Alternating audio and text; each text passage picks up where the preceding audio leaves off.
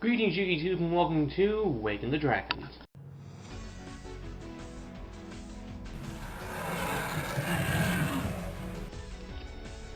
Okay, so in this video I want to talk about basically the new idea that has been discussed with the deck, and it's what you saw on Waken Zero's channel, you've probably seen in the Dragon Community Forum on TCG Player, and you probably also saw in my last video, and that is basically combining Disaster Dragon with Hieratics to create a Hieratic Disaster Dragon variant. Now, unlike initial concepts of this build before, where you were trying to just do like Hieratic stuff with a little bit of Disaster thrown in, this type of Hieratic Disaster is being built around the concept of toolboxing a Hieratic Dragon King of Atum. What I mean by this is, this guy basically serves the same purpose as Future Fusion, Dragon Ravine, and Dark Flare Dragon, in that you use this guy to get a dragon out of your deck to serve a situation. In the past, what would we use Future Fusion for? To put guys like these into the graveyard for red med to summon and then to proceed to make certain plays. Your opponent has a Blackwing Armor Master on the field, get this guy, get rid of it. You know you're playing Chaos, you would send this to the graveyard, summon this. You would also send this if you got like a synchro play in mind. Future Fusion was basically used to set yourself up for like the next 5 or so turns. And of course that card's gone. But at the same time, now we have this guy who can be used to grab pretty much these guys plus some more in order to make your plays. If you are playing against something that's like light and dark heavy base, like Light Swarm, you would special summon Quackery Drago and then sit on it. They'd be forced to kill Drago in order to do any of their other plays because he's kind of just sitting there troll facing them.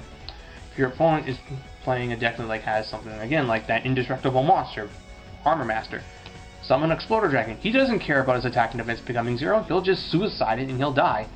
Totem Dragon, he's probably either going to die or on the next standby phase, you can just bring him back, sack it off for a lad or whatnot.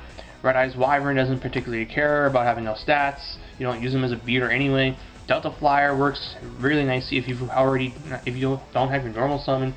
You can just summon the Delta Flyer out of your deck, normal summon your level 3 or level 4, and you can just synchro off into Stardust, and then sit some back row, and then you can sit on Atum with Stardust. Remember that play with Dragoonity where you would make Atum Red Med Stardust? That was a really good play. That would allow you to like do stuff like the next couple turns, and being able to pull that kind of shit off with Disaster Dragon is rather nice. Furthermore, you can also run some different dragons that benefit from Atum's effect. You've obviously got Red Med here, but there's also Mash Dragon. He's a floater that prefers to be killed in battle anyway. You've got this guy who will probably pitch a card to get Red Med out, and you'll banish this for Red Med and do stuff. And then another favorite of mine is Galaxy Eyes Photon Dragon, because he'll come out at 0/0, but then when you battle with him, he'll remove himself and the opponent's card from play, and then he'll come back and he'll be at 3,000-2,500. The problem with this is, of course, drawing the Galaxy Eyes Photon Dragon, which always sucks. So I would not run Galaxy Eyes Photon Dragon unless you were also running Totem Dragon to work alongside it.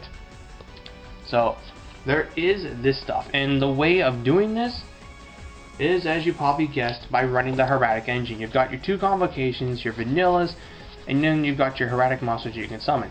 I do admit this does lead the deck to be susceptible to clunky hands.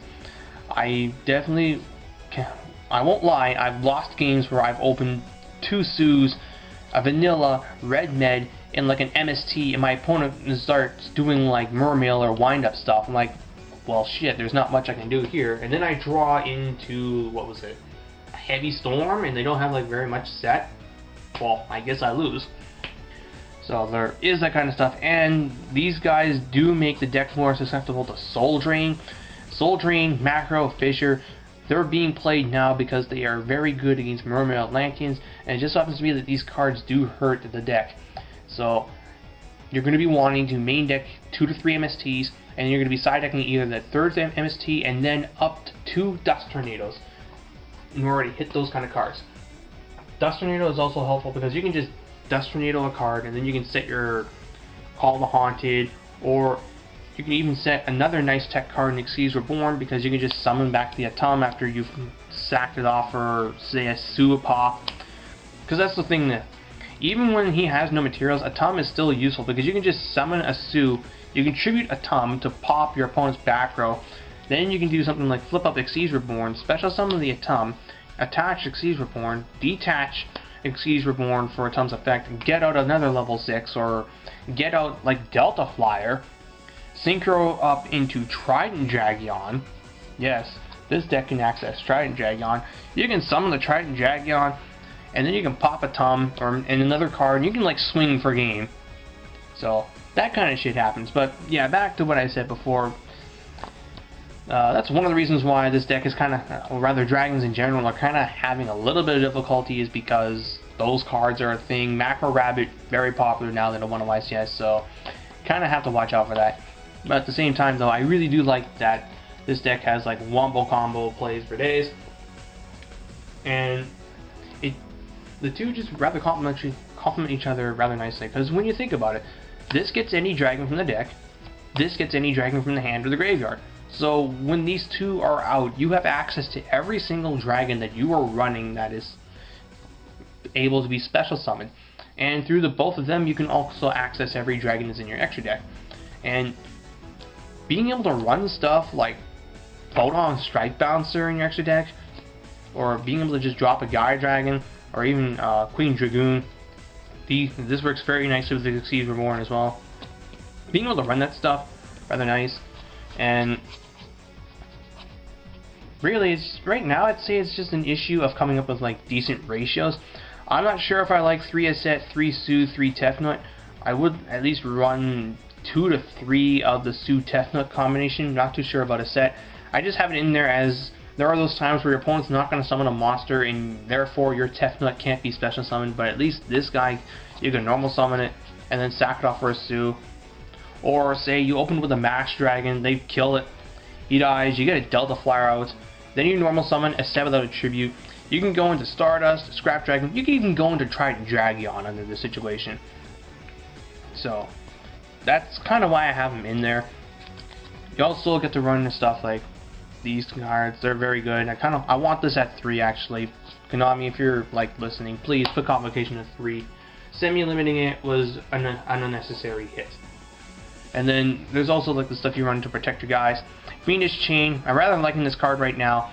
It stops cards from like attacking, which is very important. If say you like had to like stop your play early because your opponent had Maxi or Effect Veiler, so you can just sit on your Atom and like your summoned what's a good one?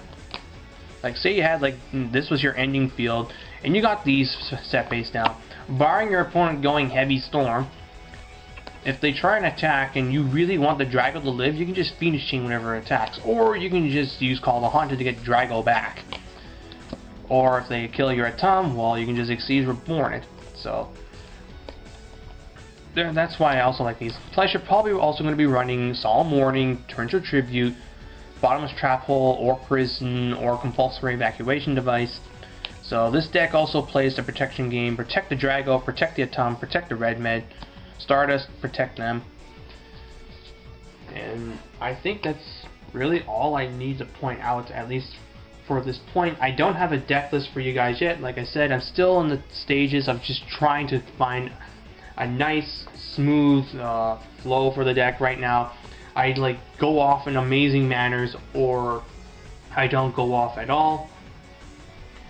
But at the same time though, I do think that this particular style of dragon has tremendous potential, and I'm curious to see how other people work with this. I've seen some more deck lists come up on TCG Player, so I'll check those out. As for the vanillas being run, I just like Luster Dragon and Wattail because this guy can be summoned while you have a dragon on the graveyard and on the field. And there are those times where you normal summon a Drago after doing your stuff, and your Red Mid still has a special summon. You can just summon this guy for a 2400 beater. And 2400 is still enough to crash with some guys like, what's his name? I don't remember this Megalo, but anyway. That's all I got to say for this particular edition of Waking the Dragons. I hope you enjoyed this. Thank you all for watching, and stay frosty.